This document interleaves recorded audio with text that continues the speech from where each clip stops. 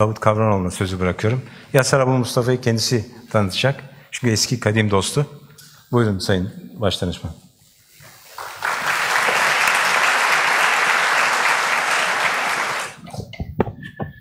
Çok değerli gençler, çok değerli hocalarım,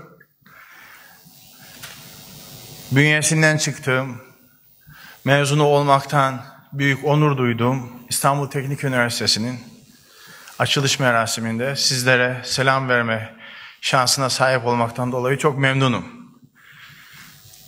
Bugün sizlere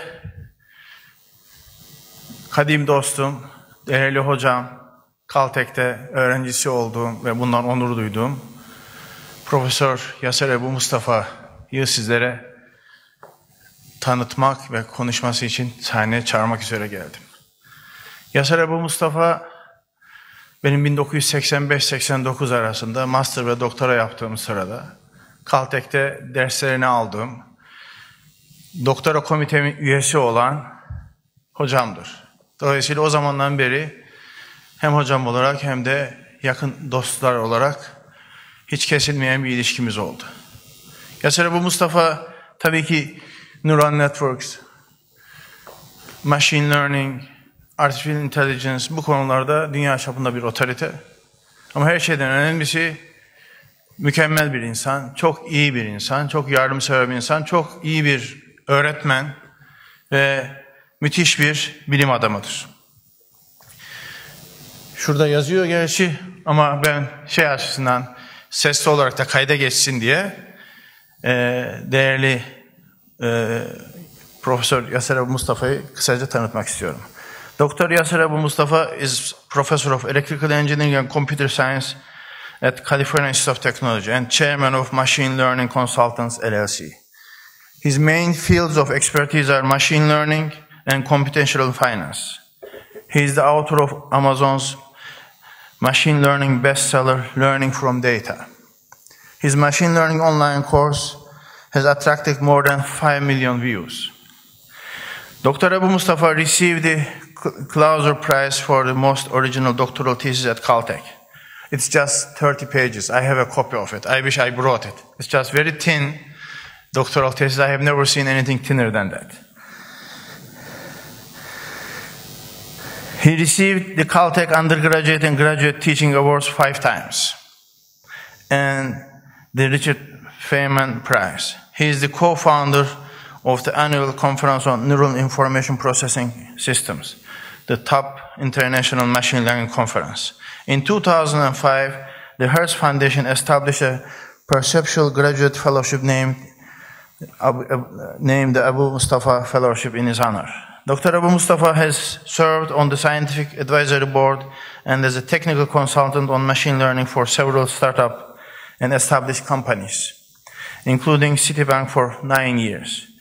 He has numerous technical publications, including 3 articles in Scientific American, as well as keynote lectures at various international conferences. It's my pleasure to welcome Professor Yaser Abu-Mostafa for his wonderful talk.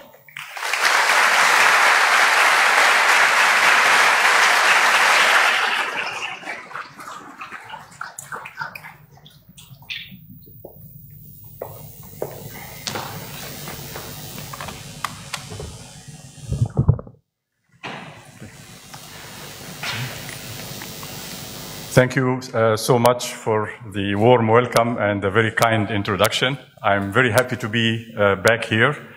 I gave a talk 6 years ago exactly here, and it's interesting that during these 6 years, a lot of stuff has happened in artificial intelligence. Almost everything that you heard about happened over the 6 years, so at least I can justify coming back to Istanbul. Otherwise, I will have nothing to talk about.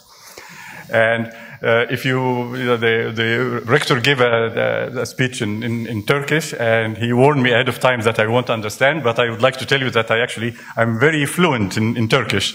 I know 2 useful words, which happen to be used in Egypt as well, where I grew up. One of them is efendim, and the other one is tamam. I think with those I can go have a wonderful conversation on the receiving end of it.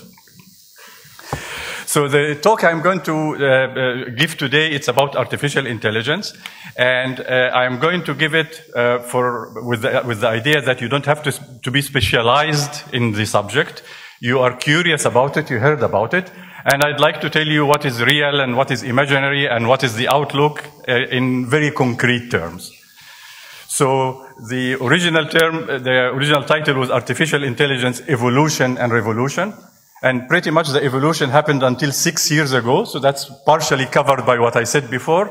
The revolution happened during the past 6 years, and then I realized that in the next coming years, there is also the hype, which is the first part, the exaggeration of what can happen. So the talk is, first I'm going to talk about the buzzwords. You hear a lot of terminology about machine learning, artificial intelligence, deep learning. There are all kinds of terms. So I'd like to tell you exactly what they mean and how they relate to each other so that we can put things in perspective. And then I'm going to tell you the essence of artificial intelligence and machine learning and give you an example for it. Then I will talk about the evolution part to set the stage for the revolution. And I will also describe what made it a revolution. It's an interesting characterization and the challenges that come with that. Depending on the time, I'm going to talk about something that is in my current research that I'm very interested in. And I was planning to talk about it in detail, but it's too specialized to do that. So I'll try to give it at a level where people who are not specialized in machine learning would still appreciate it. Okay. So intelligence is, very close to our heart. We have an intuition about what intelligence means. And I'm giving you here 4 levels of what we consider to be intelligence, such that if a machine demonstrates some of these aspects, you would say that, oh, these machines have an aspect of that intelligence. The first level is to perform complex tasks. If I give you something that adds 2 numbers, that's not very impressive. If I give you something that does an integral of a very sophisticated function, you may appreciate the fact, oh, this must be smart, okay? In spite of the fact that this is not intelligence as we perceive it, it's the first order, and this is basically done by computers. What computers do is do a lot of stuff in a complex way, and, the person who has not been exposed before will say this is intelligent, but it's not really the intelligence we want. Intelligence is a higher level, and it comes basically with learning. The ability for the system to learn something new. That is the essence of what we consider to be intelligence, at least the first level of it. Then after that, you learn the task that I give you, but you actually learn it better than I taught you, the innovation. Then you are really smart, okay? Up till that point, that's what happened recently. You teach a machine to do something, it does it, but it does it better than you. Okay, so it's a little bit scary at that point. And then you go further in the future and people will say, okay, that if they are that, smart and independent, maybe they can take over. And there are 2 levels of takeover, the benign and the malignant. The benign is that they take over, that they relieve you from all responsibility. You just instruct them generally, they are smart enough, they take over, and instead you just, have a good time and go to the beach and let them do the job. Everybody wants that. And then be careful, because they may, if they can do it on their own, they may rebel against you. Like, when the teenagers, become enough, they rebel against you. So there is the question of, them being an adversary rather than a helpful hand. Okay? So how, will this unfold and whatnot is not completely clear. But to put the map of what I say, probably going from the first to the second and whatnot, this is in the realm of evolution. Revolution comes when learning becomes really established to the level of innovation. And then, I will argue that there are certain aspects of the last bullet that are realistic and certain aspects that are, in my opinion, not realistic. Okay. So we start with the buzzwords, and that's very important because, there are many words being thrown around, and I'd like to put them in perspective. So you probably have seen almost all of these terms before. There are more, but these are the most famous ones. So we all know artificial intelligence. You probably heard about machine learning as well, because it's a very hot topic, and it's not completely clear how they relate, at least not yet. And then there is big data. That's one of the buzzwords. And deep learning has been, mentioned a lot lately. Neural networks, which have to do with the brain.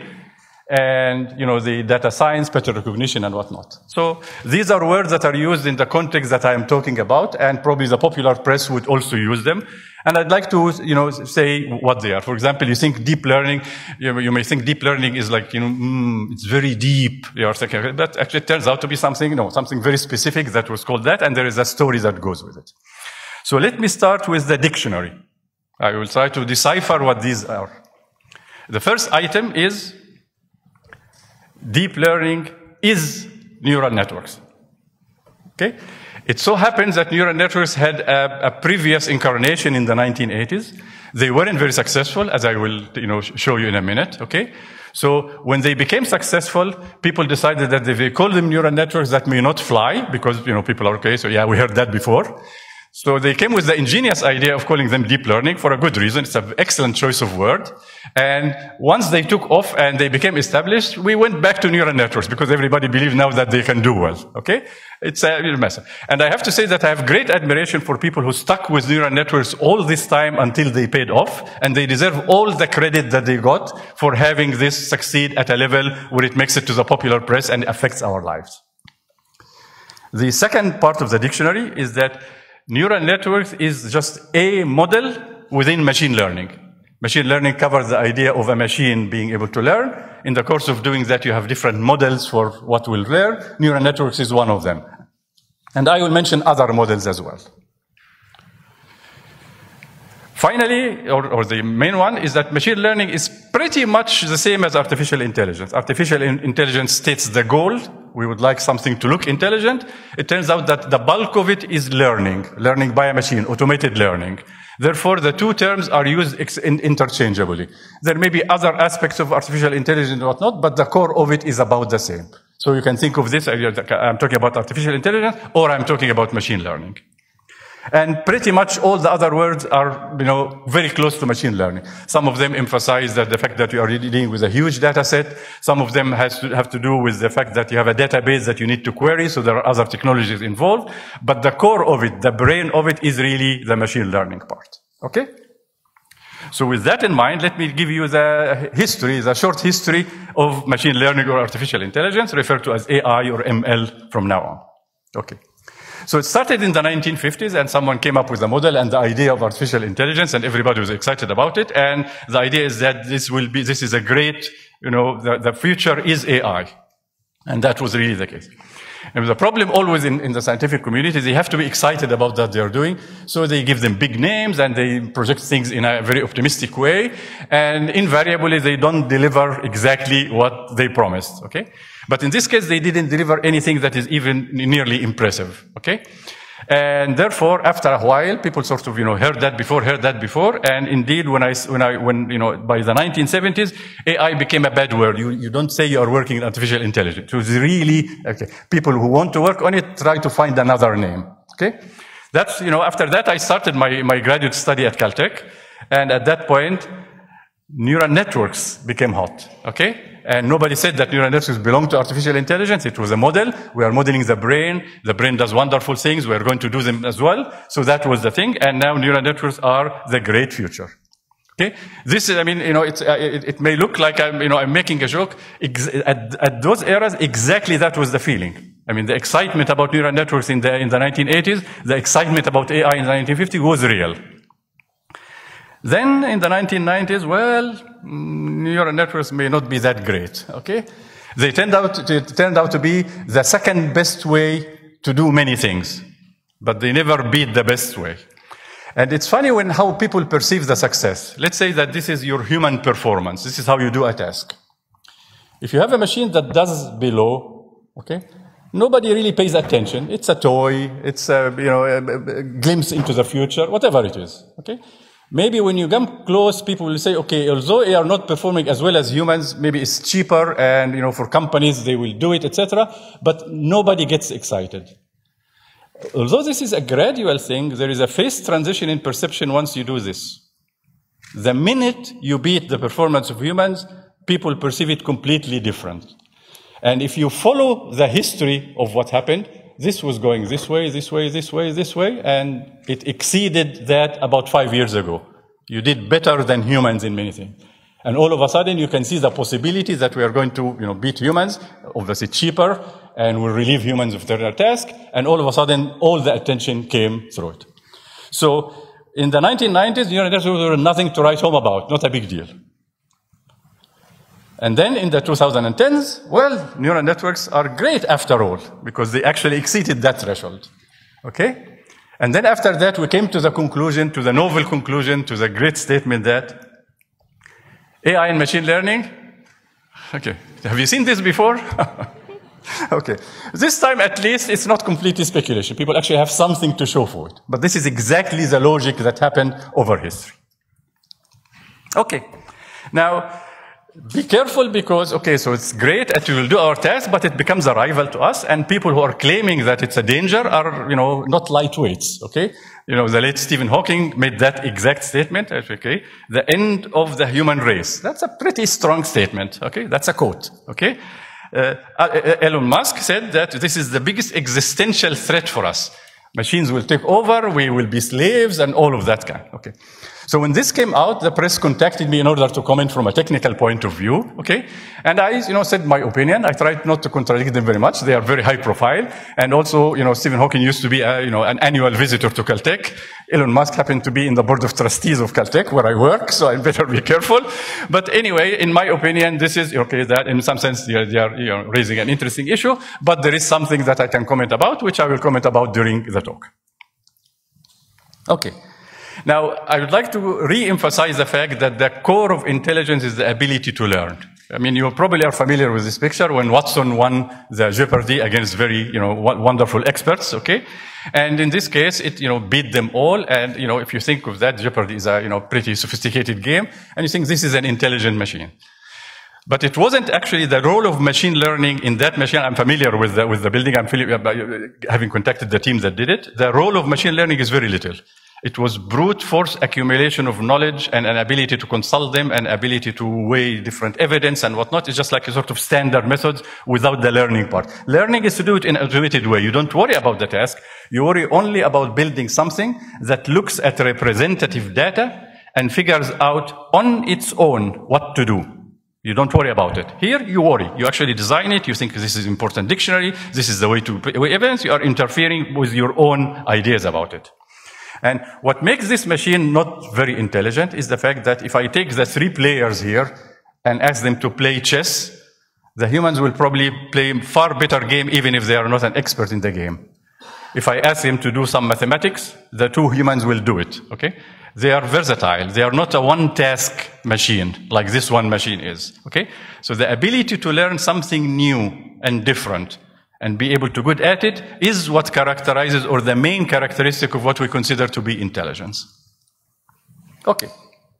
Now let me go a little bit technical. I'll give an example here and talk about what is the essence of machine learning or artificial intelligence. Okay. The essence is really the line below, okay. It's automated, as I described a minute ago. And what you are doing, I give you data. I don't try to describe the problem to you in an intelligent way. I just give you data. For example, if I want you to learn to do a task, I tell you, if you see this, do this. If you see this, do this. Just a big list of very dumb listing of data. Okay? Let's say that I'll give you an example in a moment of credit application. You want to approve credit or deny credit, and you are looking at that.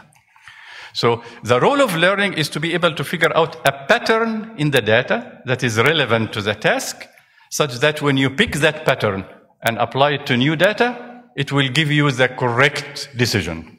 Okay? If you are able to do that in a great number of domains and in a great variety of things, this will be an intelligent, because I can sort of turn it loose on an environment and it will learn, figure out on its own what to do. And that's what we basically do. Look at, babies looking around. I like to play with children, especially the Woods children and now grandchildren. And I would do something, and all I am doing is try to do something that has a pattern in it. The minute the baby or the toddler recognizes the pattern, they light up, they start participating, so they were looking at stuff coming in, and they are looking for a pattern. That's what the machine is doing in a, maybe more sophisticated way, but the humans will, eventually beat them. So just to give you a concrete example, this is my favorite example. So you apply for a credit card and the bank wants to approve it, okay? It used to be, like, 30 years ago, that there is a credit officer who looks at your application and say, okay, or thumbs down. That's how it was done, okay? And they have a model in their mind, okay? And very early on, this was one of the earliest applications of neural networks. It's completely automated now. You look at this data, and then you decide whether it's a good risk or a bad risk for the bank to extend the credit card, okay? So the idea is the following. You look at previous customers whom you know whether they're good or bad because you have their spending history, and you look at the applications at the time they applied for a credit card, okay? And then you say, if this guy has this application, he turned out to be good. If this guy's application turned out to be bad, etc. Okay? Can you figure out a pattern that you can read from the data such that you can make a reliable decision? That's all you do. Okay? And then you apply it here, and you eventually get to the machine learning part and system, and that system is the one that approves or disapproves your credit application all over the world now. It was novelty in the 80s, now it's completely the standard way.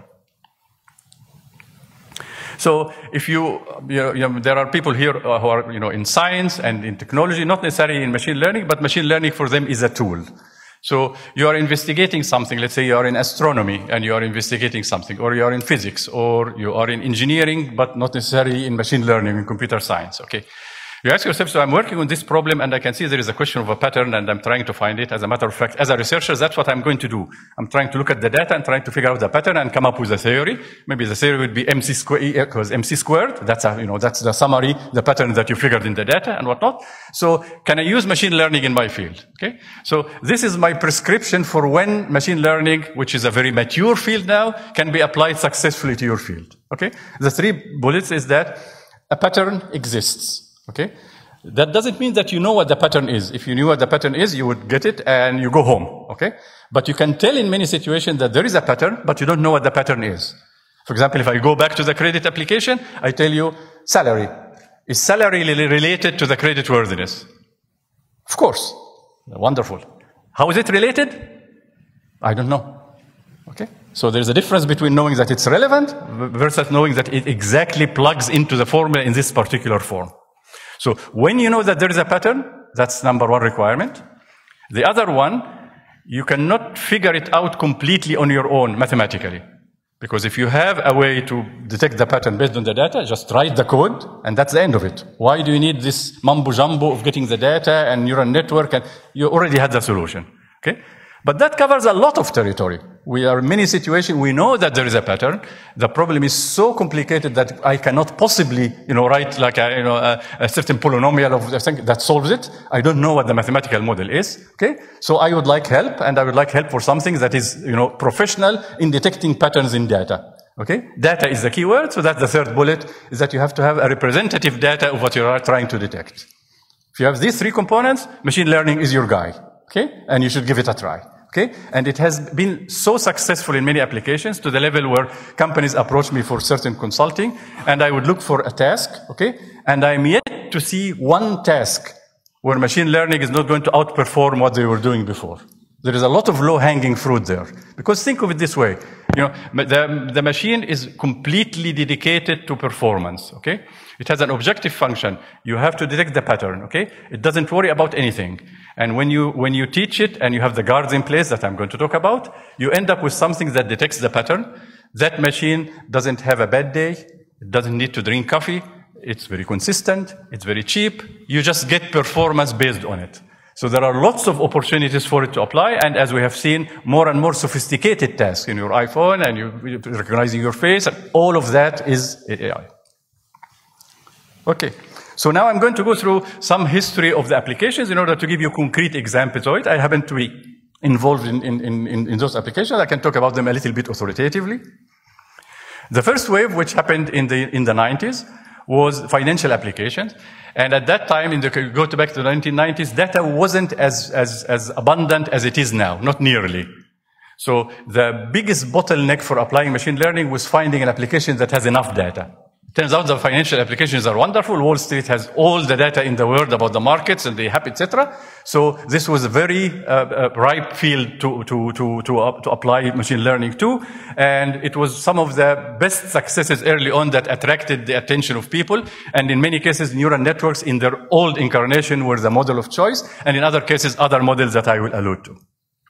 Okay, and these are some sort of some. You can do market forecasting with obvious, nice bottom line that results from it. And there are other secondary applications where you apply machine learning as well. So there were a number of books, and I sort of draw your attention to this is a 1993 book, and it's called Neural Networks in the Capital Markets, okay? So neural networks were completely a mature field, but not very successful field at the time. That was the first incarnation of it, okay? But it was recognized enough that it became the title of a book. And, later on there were other stuff. By the time it was 1999, it was completely established field. Every investment house in the world using machine learning as part of their trading strategy. Not an exception, okay? So obviously that is, a subject that has matured. The next one came with e-commerce, and that is the later stage of getting the data. Again, it was data-driven. When you go to Amazon and you buy a book and it tells you people who bought this are also interested in that and whatnot, this is usually called a recommender system. So what they're trying to do, you're trying to look at what you bought and trying to figure out what you are likely to be interested in so they can show it to you.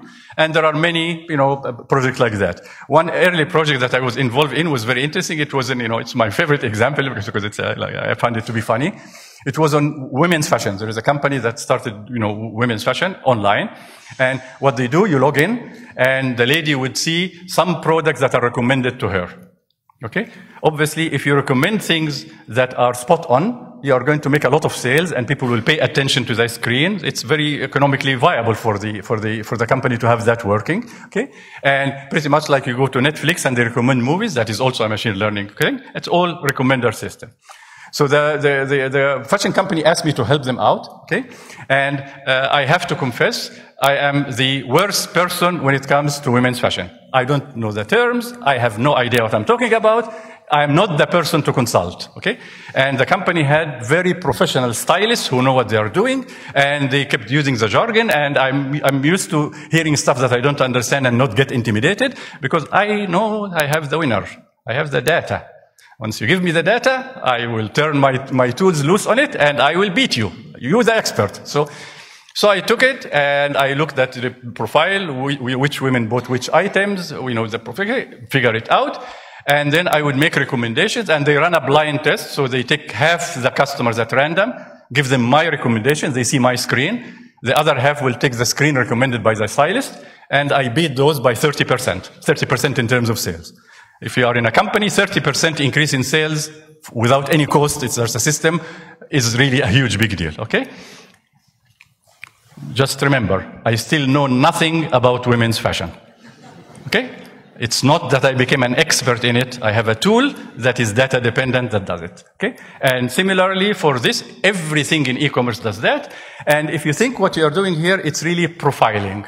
I'm trying to figure out from your previous characteristics what would work best for you. Okay?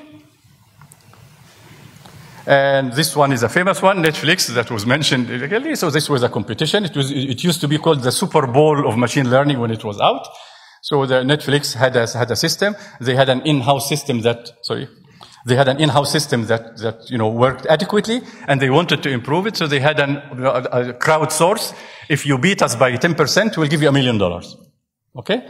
And they did this, and eventually someone beat them by 10%, and they got the $1 million. And the CEO of Netflix at that point said, okay, you think we lost money because we gave $1 million? They looked at how many people worked and what their credentials are in terms of the people, and they said that what we did, we hired PhDs at $1 an hour. That's what happened, okay? So and eventually, this is a system, and right now, every a house that has any recommendation. I mean, Amazon is definitely a very strong powerhouse in this because that's the core of their business. Everybody who has a recommender system uses the techniques coming from machine learning. This one is the recent one. I'm very actively involved in it nowadays, which is very promising, the medical applications. And there are two aspects. One of them is, medical diagnosis or help with testing and whatnot. And the other one is to look at patient records over the years and try to figure out useful patterns. Okay. Now, this is, particularly close to my heart for a number of reasons. If you discover something, the impact of it on human life is great. The impact of it on profit is great. I mean, medicine is very expensive, especially in the States, overly expensive. And right now, everything has been done electronically. It used to be this is your medical records, okay? Fine. Right now, the medical records are all online, and they have been accumulated for a number of years now. So you can test ideas very quickly. If you have something promising, you can get the FDA approval. FDA is the regulatory body in the US that approves or disapproves new medical treatments and whatnot. So you can have an impact in record time, okay? And now you can find patterns that people do not think about. And that is one of the keys. Remember when I said innovation, you become better than the person who taught you? That is really one of the keys. Because we are limited in our thinking for things that make sense, okay? So you say, I realize that, if someone had a cold recently and this and that, you'd better not give them this medication because they have this side effect. It's expertise, and the expertise is, accumulated by people who notice something within certain restrictions. They notice something within a short time frame. It has to make sense and whatnot. But let's say that a prevailing pattern is really a very long pattern that can be written in 2 pages, but it holds. If you had cold and your, cousin has an allergy and it's like incredibly sophisticated law, but it happens to be true. Genetically, this is the case. There is no way humans will discover that, okay? But if you have enough data and you have a machine that is purely and blindly looking for patterns that are persistent, you will be able to discover things that you cannot discover as a human. That's the strength in this case. And indeed, this is a 3-year-old from Harvard Business Review, which is, the reference for CEOs, telling you that, okay, if you have data, which every company has, you'd better look at machine learning, you'd better apply it, and you'd better know what the pitfalls are, which are, some of them, I will allude to them later on. So that gives you up till, a few years ago, okay, it's a technology, it has wonderful applications, every now and then it has a home run, but it's the second best in most of the sophisticated applications. Okay, so what happened? Okay, the first stage tells you that we are making progress. Remember when I told you this? So the, stage is going this. I have to say that it wasn't like this, and just the minute you exceed, you declare revolution and victory and stuff like that. Actually, there is something that happened here that made you, okay, so there is actually a revolution, and I'm going to describe that. So let's look at the progress that happened. Okay. So you think of the growth. Okay, I have more data. As I mentioned, that finance was the key because they had data. Now everybody has data, so you have more data. That's good. Okay, and then you do gradual increase in data, and then there is a complete jump where you now record everything. It used to be you have a psychological test, you have a screen in front of you, and you make choices, and they record what you did. Okay. Now when you do a psychological test, they record how much time you did this. If you actually put the thing, to choose something and then decided to cancel it, every single action, including the timing, is recorded. Okay? And then we have more data, and guess what? We are trying to figure out what the ultimate is based on the data. It doesn't matter. We don't have to be sure that the data is relevant, okay? Because if it's not relevant, the machine will figure out that there is no pattern depending on that particular piece. But once in a while, you find something that you did not expect. Okay? And there are many things that we did not expect that happened in machine learning, and I will give you some examples toward the end of the talk. Okay. Then there are more complex models. Neural networks, when they were in the 80s, they were like a neural network. You have a first layer, second layer, and maybe third layer, and, maybe like hundreds of parameters, and you try to train. That's the model, okay? Right now, they have, the neural networks, the deep neural networks. They are called deep because actually they have many layers. So instead of 2 layers, you can have, maybe up to 20 layers. That's okay. So you think of 20 layers as what? Okay. My pattern is a function of a function of a function of a function of the inputs. That brings a lot of sophistication into your model. Okay. You can have now dependencies that you couldn't get simply. And if you think of your own visual system, you take the primitives, and they go to visual cortex, and there are layers, and every layer passes higher level stuff, and that's how you get to recognize it at the end. So there is something promising about that sophisticated model, and that also evolved with time. And then there is more computation. There is no question that there is more computation. Moore's law, survived for a long period of time until it got to saturation. But definitely, I always tell people that, the RAM on my laptop is bigger than the disk for the CS department, the hard disk for the CS department when I joined as a professor. That's how it is. It's just like complete increase in terms of that. But also there is a jump that happened, which is rather interesting, that made us able to do, for example, deep learning very quickly, and I'm going to talk about that when I talk about the revolution. Okay. So if you go back to our example, so I'll give you how to do this. If you have a human being do that, let's say you are taking salary and debt or something like two variables that I'm plotting here, x1, x2, okay? A human will try to put weights on them, okay, the salary is more important than this, so if the combination of them linearly is more than that, that's how we think. We usually think linearly, okay? Now you go for a nonlinear model and you can say, okay, no, it's not really linear. There's, a particular part that is critical for the salary where, the slope is different. So you get something like the second one. But there is no, and once you have a machine, it doesn't matter. Why would you restrict yourself to that? You could end up with a crazy surface like that, separating surface that you couldn't possibly think of. Nobody will think of it. And even different regions and whatnot. And if you have enough data to identify those regions, you get something far more sophisticated than you would have gotten with the simple intuition. Okay. And just, I'm going to go through this quickly, just terms for this or not, okay? So the neural network came in the 80s. When support vector machines came in the 90s, they said, wow, this is really the solution we have been waiting for. Okay, and then in the 2000 boosting algorithm, you pull a number of models. Wow, this is the method you are using. Every time one of those came in, everybody thought that this is the solution. Okay, and again, I'm part of the team here, and I find that you need to be excited about what you are doing in order to go to the next step, and eventually you do the success that actually delivers quality to people like we have now. Okay. So now the jump from evolution to revolution, and the jump from applications from simple things to tasks that are very difficult to us is what gets us into the revolution part. Okay. Everybody knows the successes of artificial intelligence. For example, face recognition is a very old problem in computer vision, okay? And people will try different methods, including machine learning methods, like boosting was applied to it for a long time and it was the best possible, okay? And then eventually you realize that all I need to do is just have a big enough network and enough data and let it hack. Okay? I was just talking to the head of R&D here, and the technical specialty is the weather. And I attended a meeting at Caltech earlier this year where they were trying to find out the best way to predict the weather. And it's really, there's no mystery. If you have enough computation and you take your cells to be small enough, you describe the whole thing, and the physics is understood, you solve it if you can afford, and then you get the solution, but the computation is intractable in this case. So they were trying to find shortcuts and approximations, etc. And one of the methods that were discussed seriously is, why don't we just throw out everything we have been doing and just get a big enough neural network and train it? No joke. It's a viable consideration now. Okay?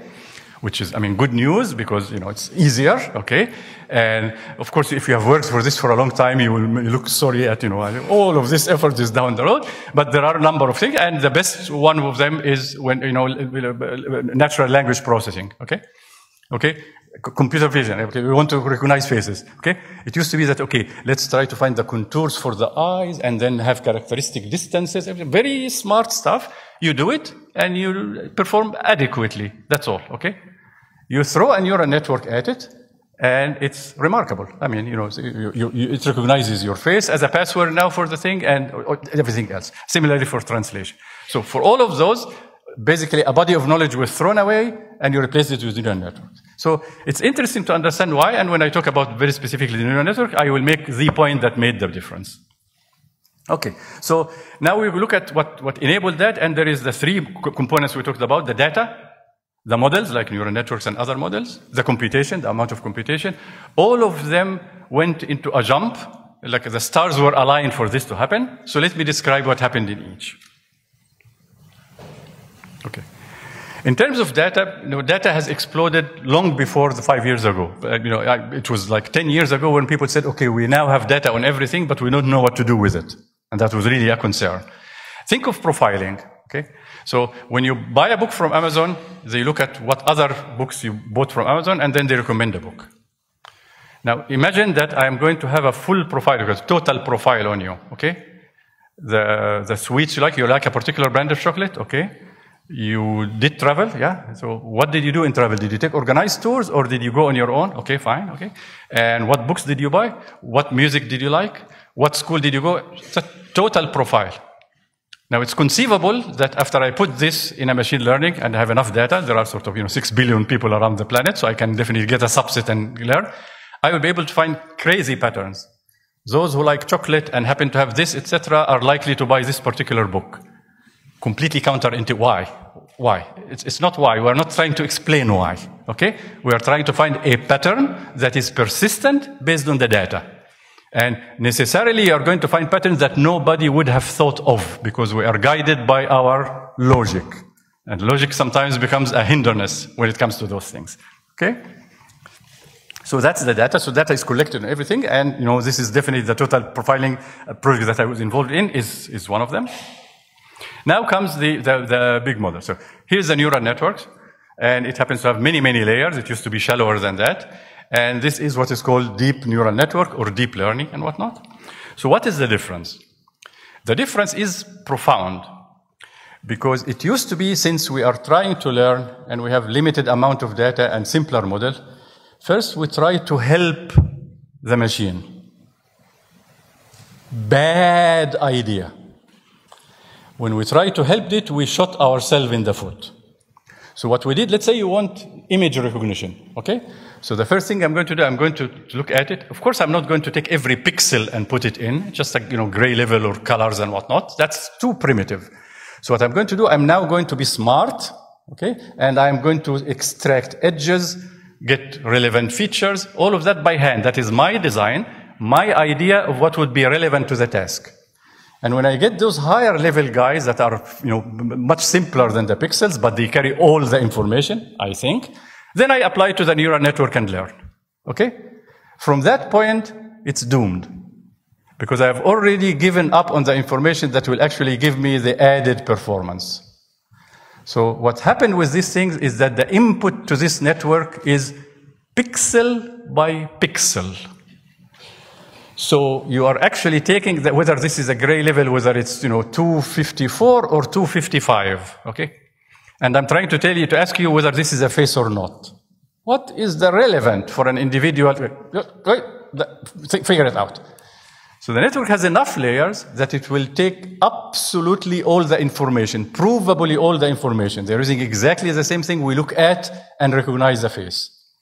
And it eventually wants to say it's face or not face, or my face or Dawood's face, okay?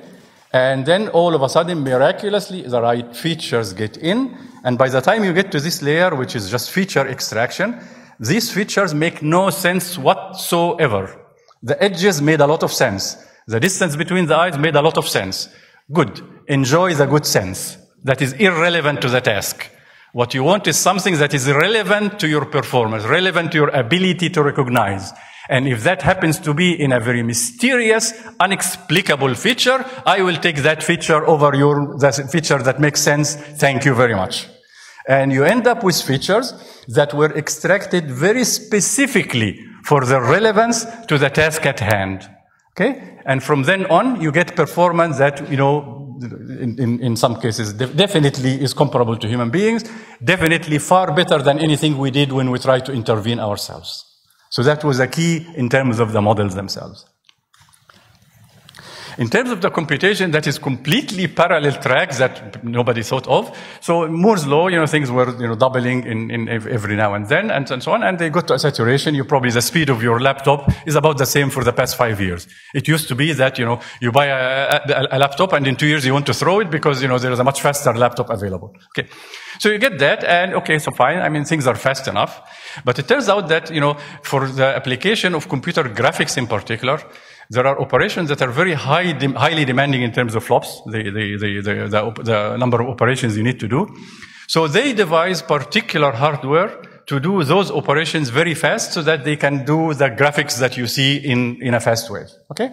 And the company started, he's a Caltech graduate who started this, and you have these chips. Lo and behold, when this matured and the chip was available, they realized that the main operation you use to teach a neural network is the same operation you use for the computer graphics. It's just a simple matrix manipulation. So I said, why don't we piggyback on this particular chip, what you do there? Okay? And the result was astounding. 2 orders of magnitude of speed. And I'd like to explain to you when I say 2 orders of magnitude, okay, so it's faster, what's the big deal? Let's say you are a researcher. I have 5 ideas about what I'm going to do. I have going to have this neural network, and I will have this different architecture, and I have different data set, and I want to see which one works.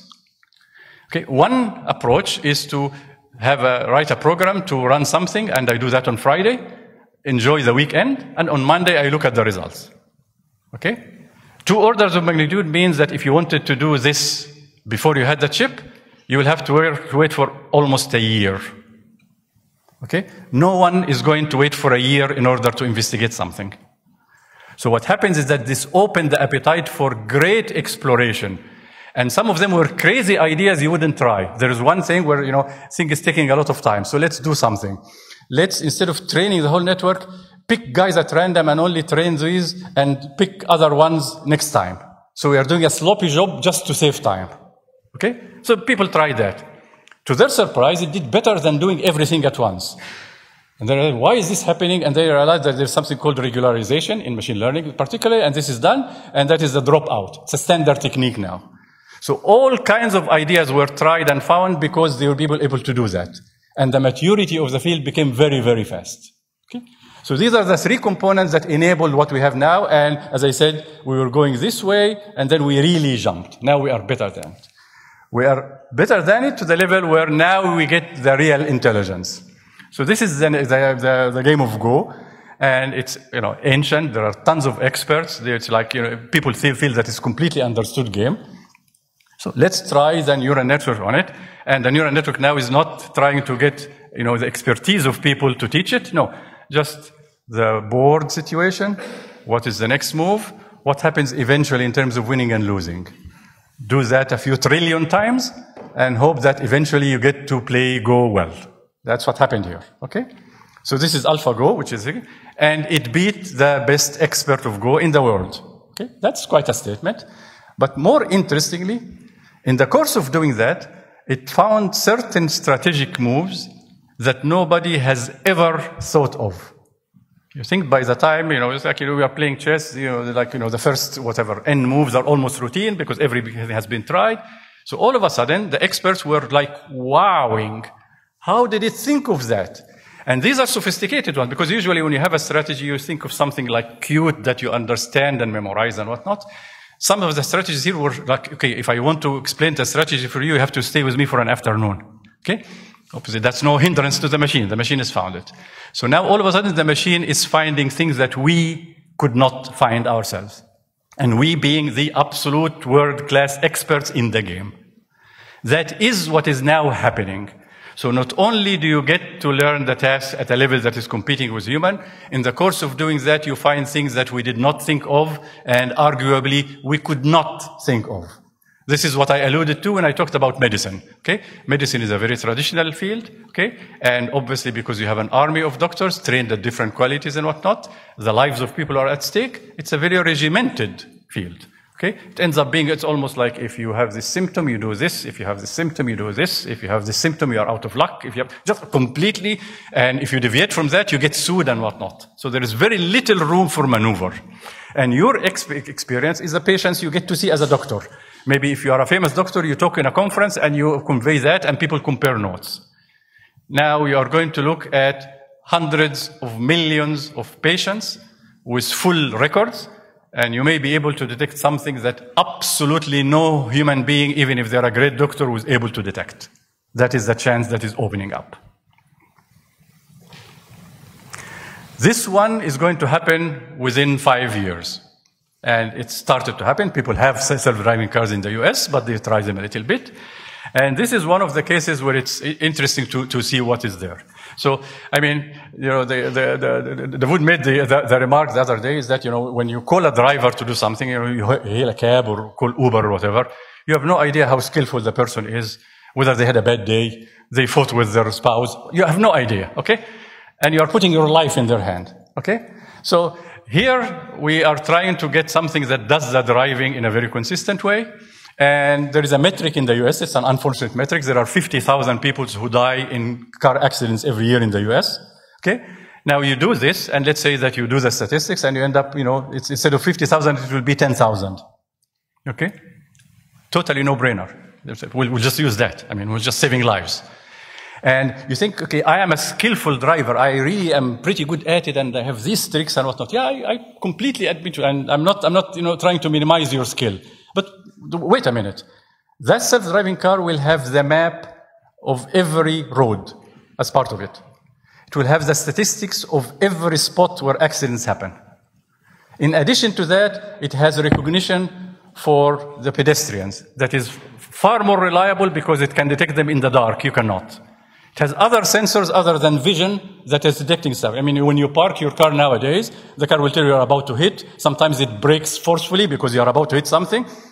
I'm very appreciative of that because I like my car not to be hit. Okay? And you get it to a level where you have that database of information that you cannot possibly store in your mind, together with cars communicating with each other in order to coordinate. It's just, there is no contest. We lose, humans, okay? I mean, we lose in terms of being drivers, but in terms of the quality of life, it's obviously an improvement. So this is one of the things that will happen within short order, and I'm pretty sure that it will take over significantly. Now, this brings us to the challenge. So I'm going to talk about technical challenges, and then I'm going to talk about social challenges. Okay. Okay, so, I mean, there are technical challenges like data handling. So, I mean, when you could collect the data and store it, people started collecting data and they almost were proud of the amount of data you have. There was a project called BAM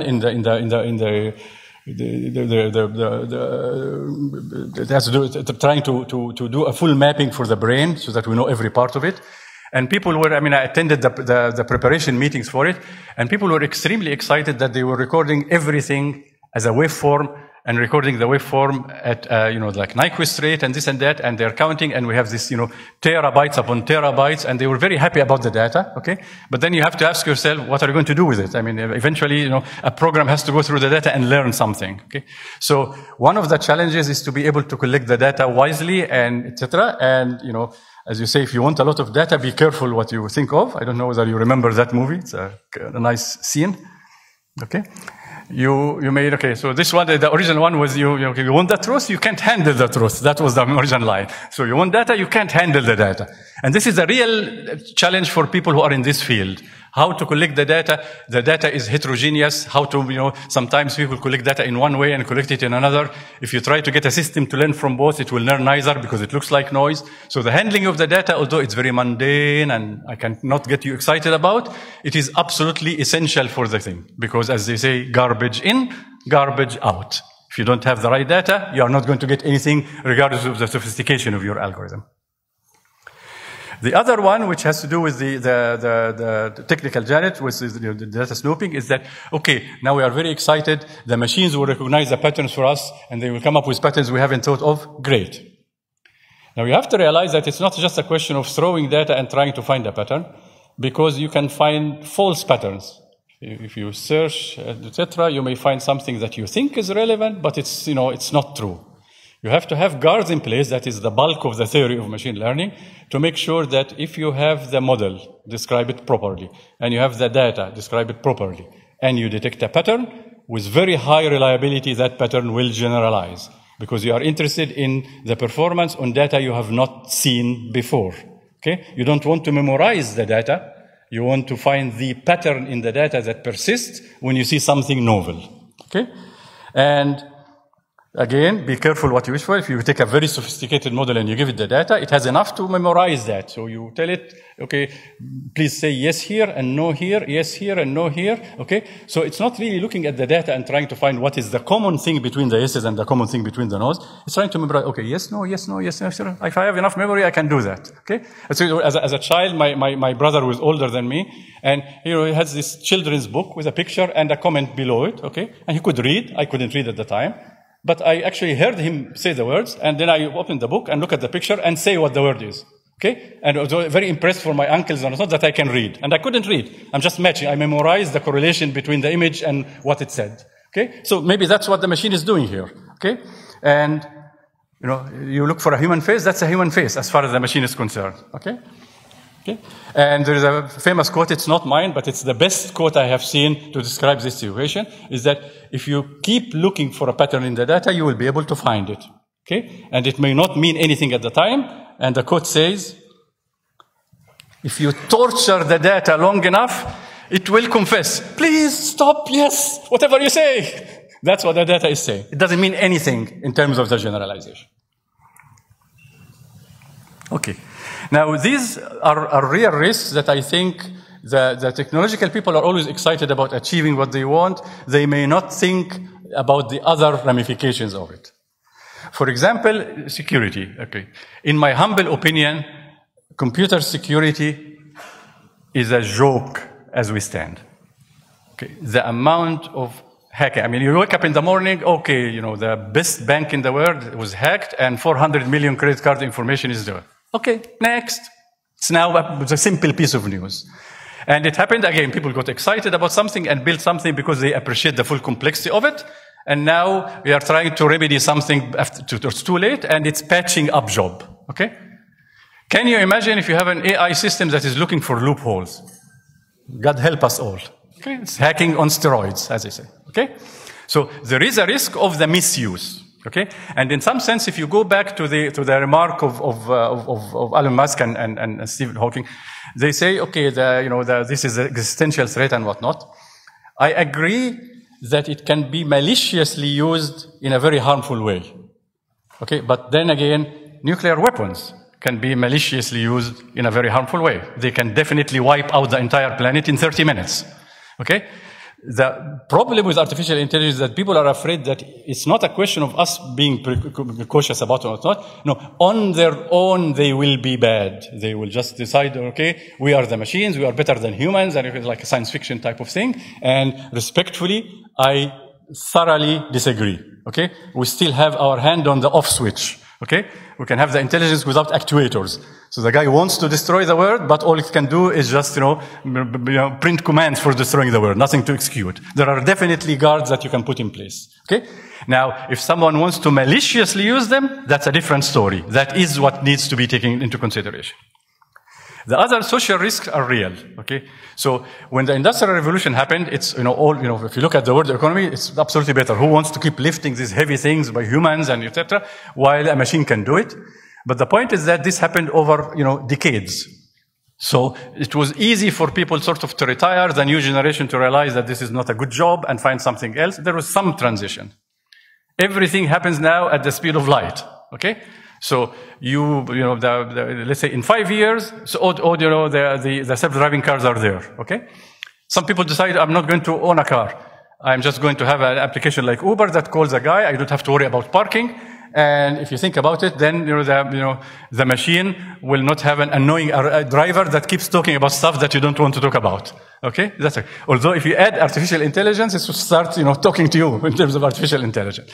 But basically, it's a no-brainer. Okay, but then within a very short amount of time, professional drivers are out of business. There are tons of professional drivers. Okay, and similarly for the other things that will be found out, all of a sudden, within a very short order of time, there is a great change. And that has lots of social ramifications that need to be taken into consideration. Okay? The other one, which is human interaction, is interesting. Okay. I am the only remaining human being on the planet that does not carry a cell phone. Okay, that's okay. I confess with that. I gave my gracious host the hardest time in order to contact me. Okay, if the Wi-Fi goes down, I'm incommunicado. You cannot get in touch with me. Okay, but okay, that's me. I'm convinced that this is the right way of doing it. But now, sometimes I go, sit down in a cafe, and everybody here. I'm sitting down, and there are 4 young people sitting down, okay, drinking. Not a word is uttered. Nobody looks at anybody's face.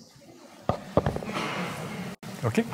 And it's becoming more, and I'm not criticizing, everybody does what they want, but definitely there is a question of the rise of depression in children.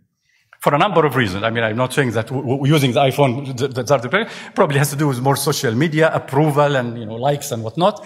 But definitely there are a question of human interaction and the lack of, or your best friend. I mean, if your iPhone becomes really a full AI system, that can become your best friend. Okay, it's always sympathetic. It never gets angry at you, never betrays you and whatnot, okay?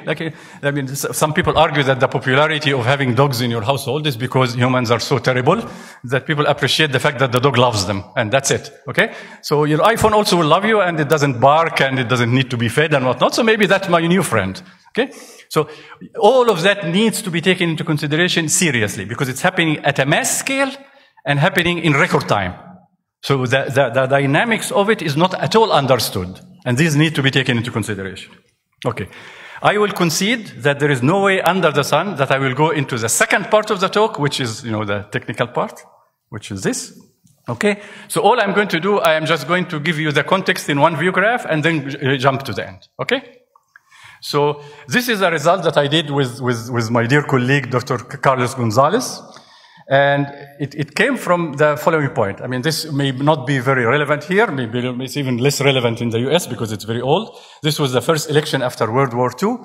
And one newspaper did a poll, and they decided that Dewey won the election decisively. And it turned out that actually Truman won it decisively. So Truman, in his victory lap, had this, the newspaper saying that Dewey won, and he had a big laugh on his face. Okay? So that's basically what went wrong, and it turned out that what happened is that the newspaper pulled a biased sample. People, for example, who had landlines at that time, where landlines were very expensive, were more affluent than the general population. So they got the opinion of those guys, and those guys did prefer Dewey. It's just that they did not represent the general population.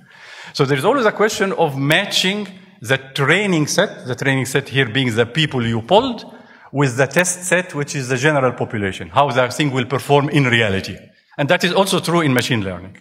So it has always been the case, and definitely the case in polling, that you want to match the training to the test. So if one class is over-subscribed in the set, you give it small weight when you try to get the result so that you can match what happens in the general result, okay?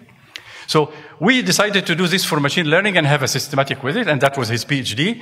And the first thing I said, just in order to have a nice footnote when we write the paper, let's verify that a matching distribution is the best possible in terms of performance. I mean, if we are going to try to match, we might as well make sure that what we are trying to do is useful. And useful for machine learning is clear. You want to make sure that the performance on a sample that you haven't done is as good as possible. So I told him, just run a big Monte Carlo thing and we will get the result. I'm sure the matching will win. And then we will say that we ran the experiment. Okay? Famous last words. Comes back after 2 weeks, Carlos tells me, listen, okay, 30% of the time, mismatch is better than match. Okay? Come on, Carlos, there is a bug. Just go fix the bug and come back with the results. Carlos goes, comes back, I'm absolutely sure about the result. Okay? Now, this is one of many, many examples where you get a surprise when you are investigating something and it ends up being the lead to something. It ends up being indeed that the best thing to train on is not what you are going to test on. It's called a dual distribution. It's a mismatch. We solved the equation. We got the distribution. We got patents for it. He got his PhD and everybody's happy. Okay? And in machine learning, pretty much like the example I gave you for the guy who was trying to save time in training the neural network and ended up with a good regularization method, many of the results are this way. There is one remaining mystery in neural networks that people don't understand why. It's in some sense, people who stuck with neural networks deserved a break, and they got the best break.